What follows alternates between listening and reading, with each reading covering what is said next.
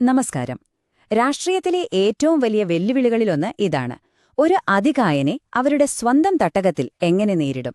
ഇന്ന് നമ്മൾ പരിശോധിക്കുന്നത് അങ്ങനെയൊരു രാഷ്ട്രീയ പോരാട്ടത്തിന്റെ രഹസ്യ രൂപരേഖയാണ്.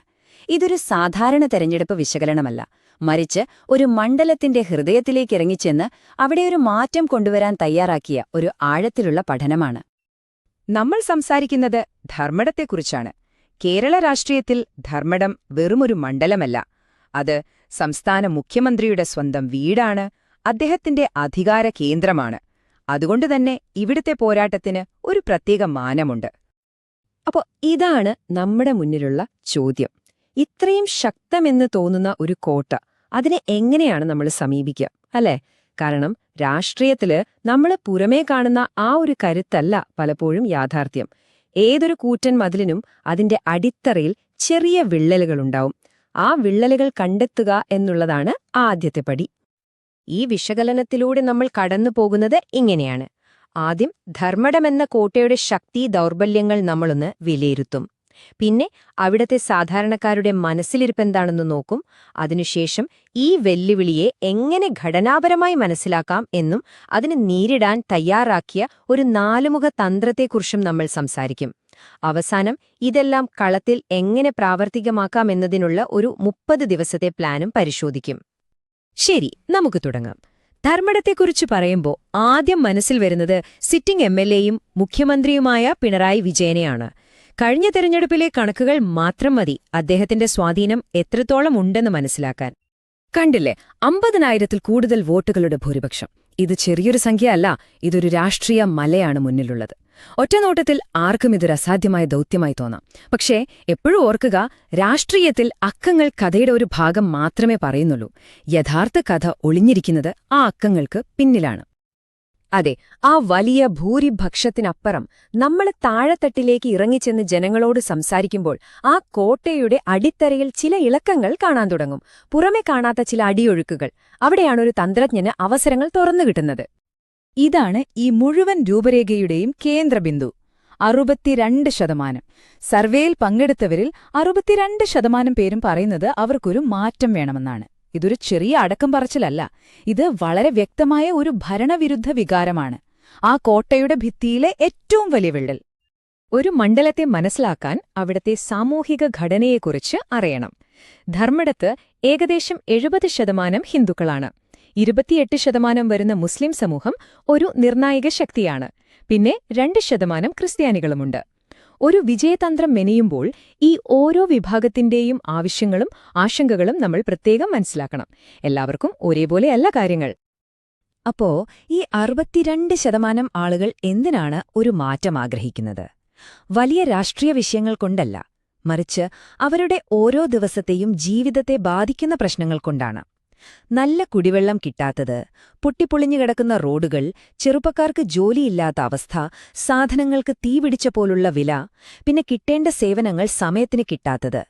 ഇവയാണ് യഥാർത്ഥ തിരഞ്ഞെടുപ്പ് വിഷയങ്ങൾ. ശരി, അപ്പോൾ ജനങ്ങളുടെ പ്രശ്നങ്ങൾ എന്തൊക്കെയാണെന്ന് നമുക്കും മനസ്സിലായി. പക്ഷെ പ്രശ്നങ്ങൾ ലിസ്റ്റ് ചെയ്തതുകൊണ്ട് മാത്രം കാര്യമില്ല. ആ അറിവിനെ എങ്ങനെ ഒരു വിജയമാക്കി മാറ്റാൻ കഴിയുന്ന ഒരു തന്ത്രമാക്കി രൂപപ്പെടുത്താം. അവിടെയാണ് ഒരു തന്ത്രജ്ഞന്റെ വിശകലന ചട്ടക്കൂടിന് പ്രസക്തി വരുന്നത്. അതിനുപയോഗിക്കുന്നൊരു രീതിയാണ് റൂട്ട് കോസ് മെട്രിക്സ്. പേര് കേട്ട് പേടിക്കണ്ട. സിമ്പിളായി പറഞ്ഞാൽ, ഒരു പ്രശ്നത്തിന്റെ യഥാർത്ഥ കാരണം കണ്ടെത്താനുള്ള ഒരു വഴിയാണിത്.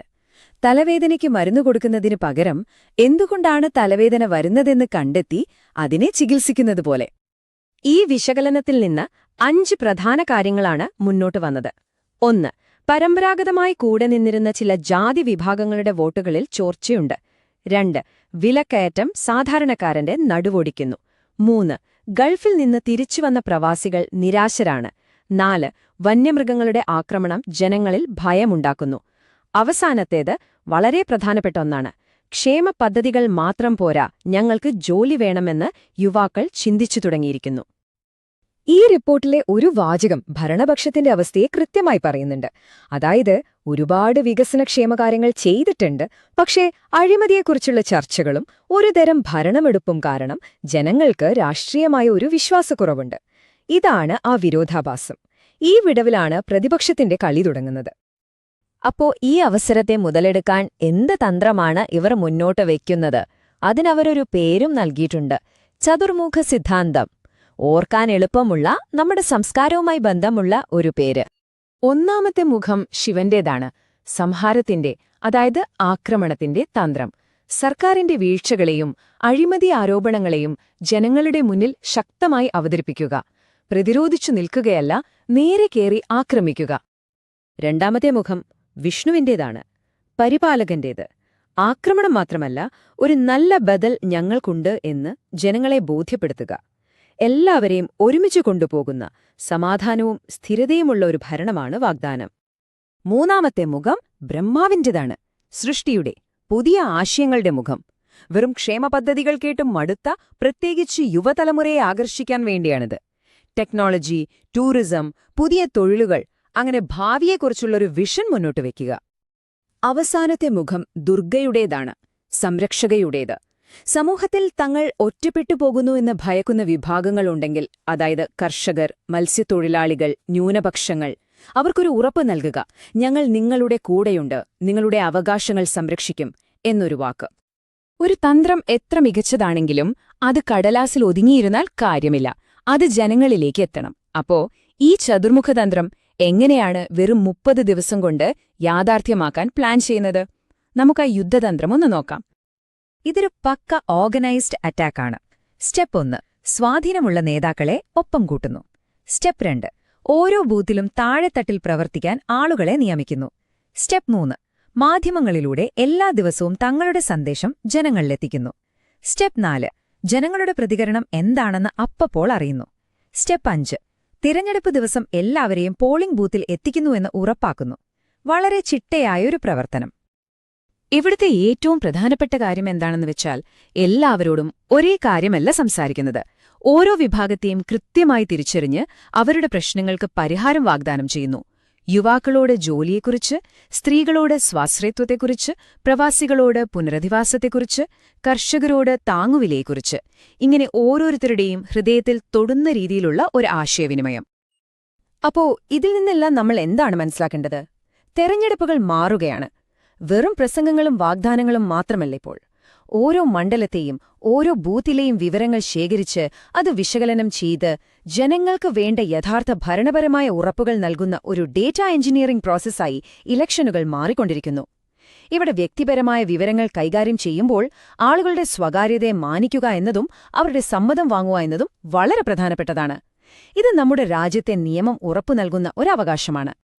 അപ്പോൾ അവസാനത്തെ ചോദ്യം ഇതാണ്: ആഴത്തിൽ വേരുകളുള്ള ഒരു രാഷ്ട്രീയ നേതാവിനെ മറികടക്കാൻ ഡേറ്റായെ അടിസ്ഥാനമാക്കിയുള്ള ഒരു രൂപരേഖയ്ക്ക് ശരിക്കും കഴിയുമോ? ഈ ചോദ്യം ഇവിടെ നിൽക്കട്ടെ. യഥാർത്ഥ മാറ്റം കൊണ്ടുവരാൻ ആഗ്രഹിക്കുന്ന, ജനങ്ങളെ കേന്ദ്രീകരിച്ച് പ്രവർത്തിക്കാൻ താൽപ്പര്യമുള്ള ഒരു നേതാവാകാനാണ് നിങ്ങൾ ലക്ഷ്യമിടുന്നതെങ്കിൽ blueprintstrategies.ai-യുമായി ബന്ധപ്പെടുക. mgr@blueprintstrategies.ai എന്ന ഇമെയിൽ വിലാസത്തിലോ 08042041602 എന്ന നമ്പറിലോ വിളിക്കാം. രാഷ്ട്രീയം ലക്ഷ്യങ്ങൾക്കപ്പുറം.